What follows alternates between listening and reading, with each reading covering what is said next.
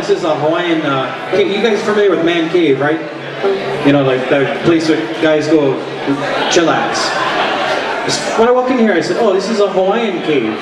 All the people in there, it's all Hawaiians. So, oh, this is a nice spot. So we're gonna do like backyard kind of jam Hawaiian cave session, okay? And we'll do one song. You know, in Hawaii, when you jam, and over here too, a lot of times we take turns, huh? So we're gonna let you in on some of the kind of jam sessions that we have in Hawaii or over here, and we call this Hawaiian Santa Cruz.